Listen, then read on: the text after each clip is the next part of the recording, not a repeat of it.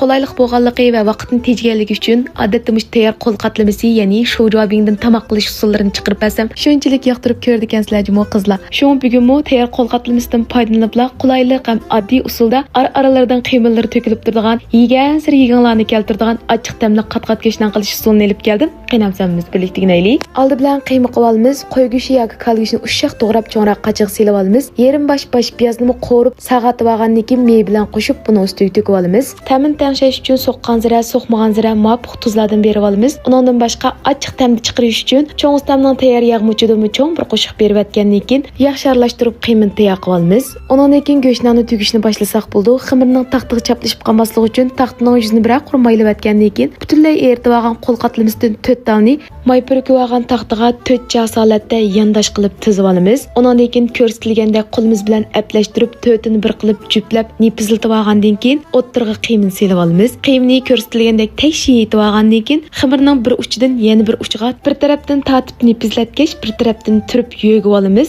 Qancha nipiziltib olsak, shuncha qat-qat chiqadi. Undan keyin bir tarafdan to'lg'ab turib, bir tarafdan jumloq holatdagi non shakli keltirib olamiz. Orqadan buni duxovkaning lisiga silib, alqimiz bilan besib biroq nipiziltib olgandan keyin yuzining texim churuk ham rangining chiroyli chiqishi uchun bir tal tuxumning seriqini yuziga tekshi berib etib, ustiga ozroq kunji sipatgandan keyin oldin qizitib olgan duxovkaga silib 180 gradusda 25 minut atrofida pishirib olsak bo'ldi. Qaranglar, shunchalik qizirib, ajoyib chiroyli pishib chiqibdi. Ma go'shtlarning o'xshab ketganda birasning oldiga qo'yib, tayyor xamirdan qildim deb o'zinglar demasanglar, boshqalar yeb bilinmaydi. Shunchalik yeyishlik jumi do'stlar. Buni ko'proq tugib to'ngiltib qo'yib, yeganlar kelib qolgan vaqtda udulliq pishirib yeysanglar, bak qolaylik. Uygun oldinglarmi? Guruchni mushandek bevosita qo'rib olgan dapanjining ustiga to'kib, dapanji bilan birga dumlab pishiradigan bo'lsanglar, dapanjining meslik ta'mi guruchning qat-qatiga singishib kirib, ajoyib yeyishlik bo'ldi juma do'stlar. Eng muhimi, eshi va qo'rim supirli qozondan chiqadigan bo'lg'achqa qat'iy ko'p vaqtinglarni olmaydi. Tayyorlash jarayoni shunchalik oddiy. Ammo buni qanday tayyor qilamizki, oxirigacha ko'rib birlikda o'rganamdik. Ketarlik materiallarni tayyorlab olgandan keyin to'g'ri go'shtni butunlay eritib, pokiz yuvib, ustixini ayirib atgandan keyin odatda dapanjiga to'g'rigandan ushoqroq qilib to'g'rab olamiz.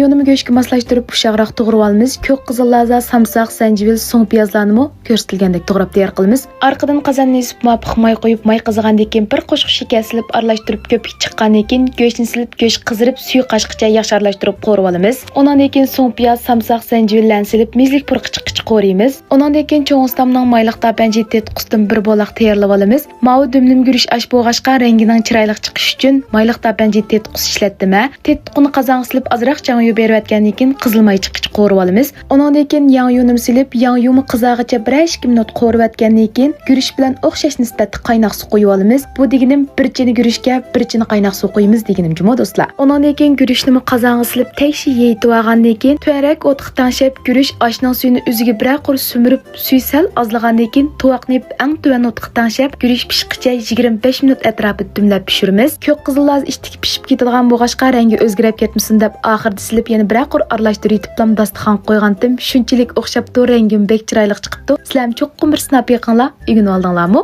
Aldikayni bir ishkaylar bo'lib qoldimki, mush öydiklar o'xshdi, bir gambiyan so'myan qo'rib bir paxmag'ili. Shu bugun tushlik tomoqqa öydiklarga gambiyan so'myan qo'rib bergach, qo'rish usulini sizlarga bahlab elib keldim. Chaqchaq qilmadim jimo, gambiyan so'myanni mendek mushxul usulda qo'rsanglar, sirtdagi oshxonalarnikidan yeyishlik bo'ldi. Ammo buni qanday qilmizki, oxirigacha ko'rib birlikda o'rganamdik. Oldi bilan qo'y go'shti yoki kal go'shtini biz shilib to'g'rab olamiz. Go'shtni qo'rganda tamlik ham yumshoq pishish uchun azroq jangyo, laujo, kavavichin, suv maylardan berib yaxshi aralashtirib go'shtni tamlantirib olamiz. Arqadan sekük tatlardan juysaydan ko'parak tayyorlab, uzun-uzunroq to'g'rab olamiz. Buningdan boshqa lapizni muvofiq tayyorlab yumshatib olgandan keyin juysayga moslashtirib to'g'rab olamiz. Qo'shimcha materiallardan samsoq, zanjivil, so'ng piyozlarni ko'rsatilgandek to'g'rab olamiz. Bugun vaqtni tejash ham qulay bo'lish uchun sirtdan akirgan tayyor cho'p ishlatdim do'stlar. Agar sizlar buni yaxshi ko'msanglar, lag'manjisidan tatib olgandan keyin mushnandek uzunlikda to'g'ri ilib pishirib olsanglar o'xshash bo'laverdi jimo. Cho'pni pishirib olgandan keyin suzib ilib sovuq suvdan o'tkazib, qo'rganda cho'pning rangining texim chiroyli chiqishi uchun azroq jangyo, suvmay beritib, yaxshi aralashtirib, cho'pni ranglantirib tayyorlab olamiz. Arqadan qozonga muvofiq may qo'yib, may qizigandan keyin go'shtni silib, go'sht qizargach yaxshi aralashtirib qo'raymiz. Undan keyin lapiza, samsoq, zanjivil, so'ng piyozlarni silib, mizlik purqichiqich qo'raymiz. Arqadan bir qo'shiq changan laza,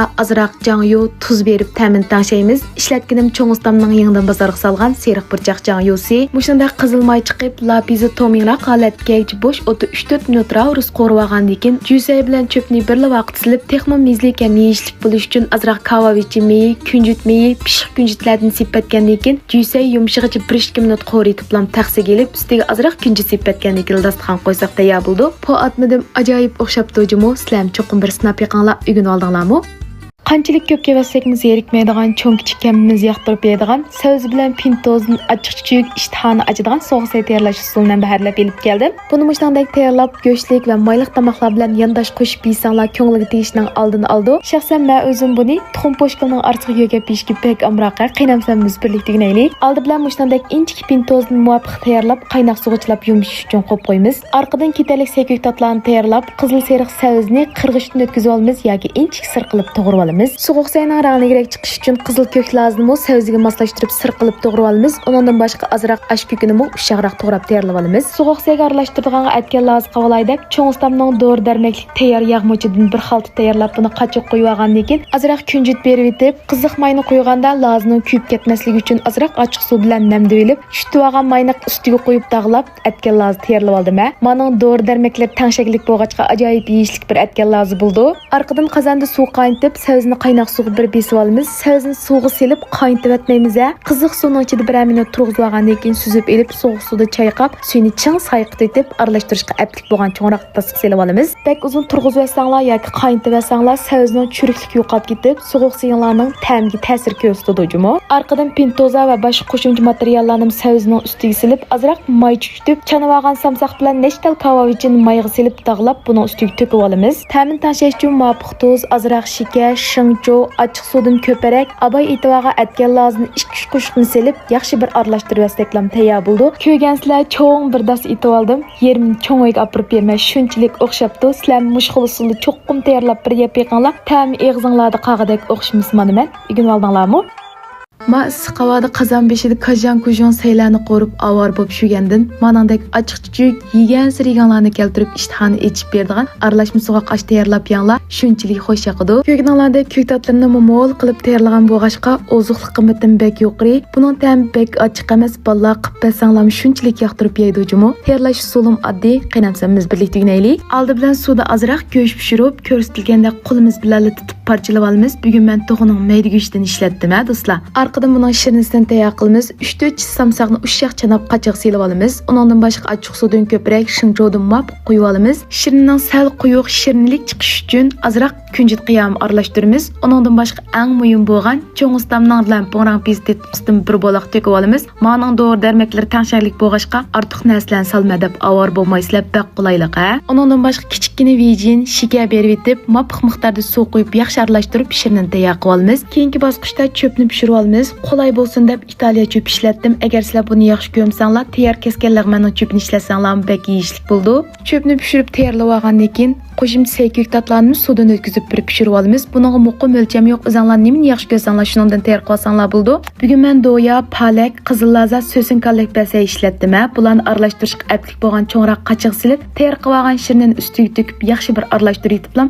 Taksiga olsanglar tayyor bo'ldi. Ta'mi ochiq-chuchuk lampongrang biznikiga o'xshab ketgan bo'lg'achqa yegan sirganlar keltirib ishtihani echib berdi. Cho'qqim bir sinab yiqinglar. Igna oldinglarmi?